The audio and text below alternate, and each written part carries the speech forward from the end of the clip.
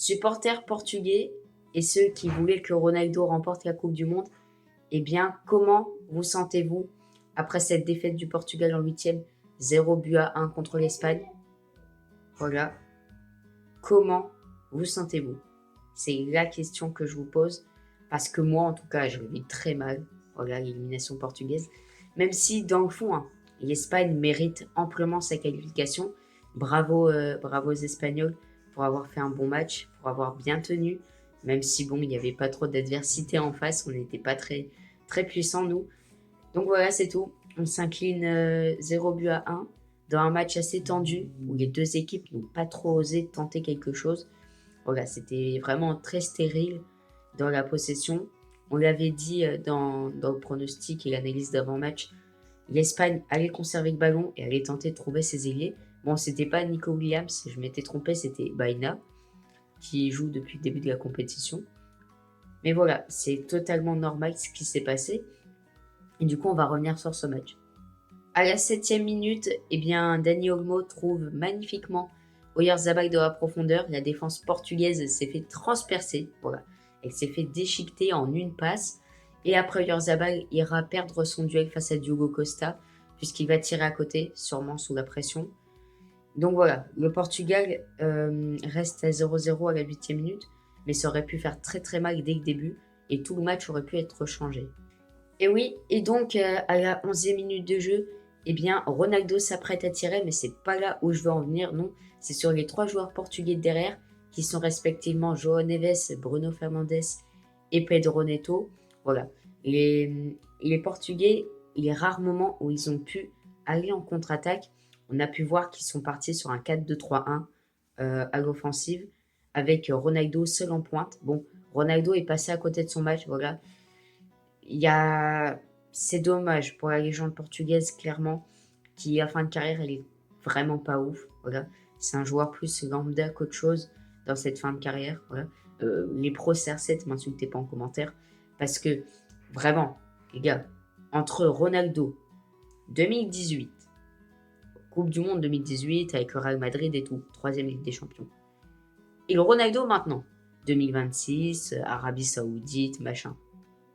S'il vous plaît, Ronaldo, maintenant, il fait presque plus rien. Il court presque plus. Ok, il marque, mais encore heureux, c'est un finisseur pur. Mais sinon, il est moins présent dans le jeu qu'avant. Avant, il avait quand même une petite influence dans le jeu.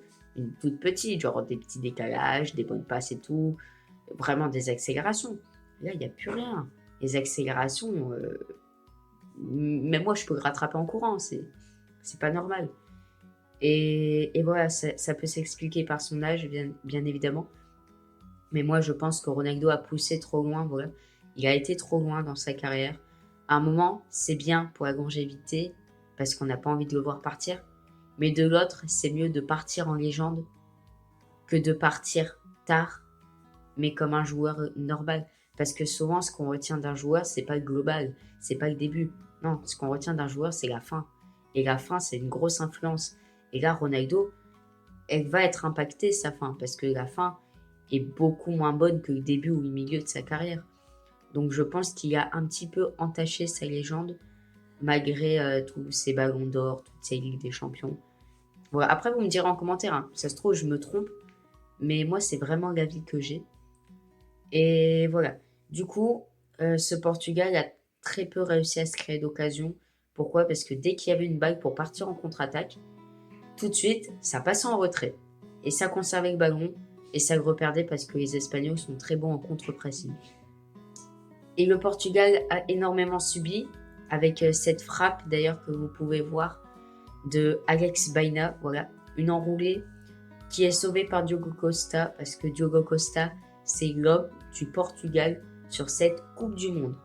Tu me dis quel est le joueur qui t'a le plus impacté au Portugal dans cette Coupe du Monde 2026, je te répondrai Diogo Costa. D'habitude, on peut s'attendre à un milieu de terrain, un attaquant, voire même un défenseur. Non, là, c'est un gardien. Le gardien a été impérial. Voilà. Les buts qu'il se prend, les deux buts, les 3 buts, contre la Croatie, le Congo et l'Espagne, donc, franchement, Ok, il se les prend, mais il faut voir tout le boulot qu'il a fait derrière. Portugal s'en serait pris 3-4, hein, comme ça, sans lui. Donc voilà, quel match de Diogo Costa, toujours présent. Il était là pour remotiver les troupes, même si ça n'a pas fonctionné. Et à la 30e minute, il y a un truc qui m'a énormément choqué du côté portugais. Et là, je ne pensais pas qu'on était le Paraguay pour faire ça. Mais sur l'image que vous pouvez voir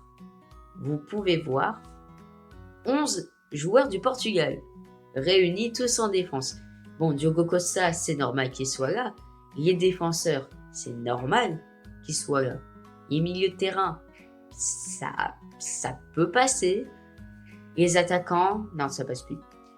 Comment tu te retrouves avec 10 joueurs de champ en défense centrale? Là, ta composition à la 30e minute, c'était 10-0-0. Comment tu m'expliques que sur cette image, Ronaldo est positionné en tant que défenseur central? Comment c'est possible? Genre, dans un Portugal-Espagne, un match avec un si grand enjeu, un 8e de finale d'une Coupe du Monde, la dernière de Ronaldo, la première pour beaucoup de joueurs, l'effectif du Portugal qui est sûrement à son prime, comment tu m'expliques que quiconque l'adversaire, tu sois à 10 en défense? Vous êtes le Portugal, les gars, et il faut s'assumer. Vous n'êtes plus la petite époque un peu sympa avec une star au pif. Non, là, vous avez des stars à tous les postes. Au gardien, c'est monstrueux. Nuno Mendes, Ruben Dias en défense. Les deux big confirmés. Milieu de terrain, João Neves, Vitinha, Bruno Fernandes. Oh, à part João Neves, les deux autres, là, ils sont passés à côté de leur tournoi. Ils ont totalement raté leur Coupe du Monde. Bruno a été plus en vue que Vitinha, mais ça reste tout à fait inacceptable pour le meilleur joueur de Première Ligue. L'attaque, Leao, il a été satisfaisant. Pareil pour Conceição qui a tenté des choses sur son côté, même si ça n'a pas trop marché. Il a tenté de basculer le jeu, mais ça n'a pas marché. Ronaldo, t'es passé à côté, mec. À part contre l'Ouzbékistan, Congo, ça a été dur. Croatie, ça a été dur. Ton remplaçant, en plus, a marqué, alors que toi, tu ne l'as pas fait. Ainsi, tu as marqué sur penalty, donc bon, c'est pas trop ça. Et voilà, c'est dommage pour ces Portugais, je le répéterai jamais autant, mais la déception que j'ai envers cette équipe qui avait tellement de potentiel. Mais Roberto Martinez n'a pas fait les bons choix. Pourquoi t'as pas fait rentrer Gonzalo Ramos? Pourquoi? Ouais, c'est terrible. Michael Merino, rentré quelques minutes plus tôt, vient crucifier Diogo Costa d'une frappe chirurgicale parfaitement placée. C'est tellement triste, voilà. Et vous pouvez voir Cucurella et d'autres joueurs espagnols qui sont tous la tête sur le ballon, en train de célébrer parce qu'ils savent là que Diogo va pas faire la parade.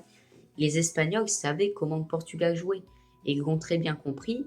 Donc, ils ont tout maximisé pour faire en sorte de faire mal à cette équipe portugaise au pire des moments. Quand vous regardez cette équipe du Portugal, le début des matchs, ils sont bons, ça va, c'est correct, c'est ok les débuts de match.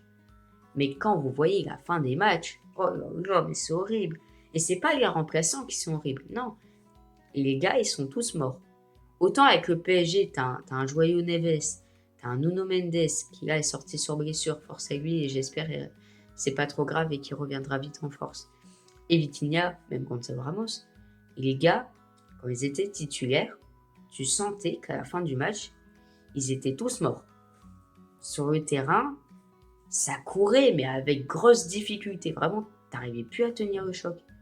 Et c'est ça, et voilà, on s'est fait prendre. Je pensais que ça allait se diriger vers une prolongation, mais bah non, pas besoin de passer par les prolongations. On arrête la souffrance directement. Voilà, la tristesse de tant de personnes. La désillusion. Bravo aux Espagnols, votre qualif, elle est méritée.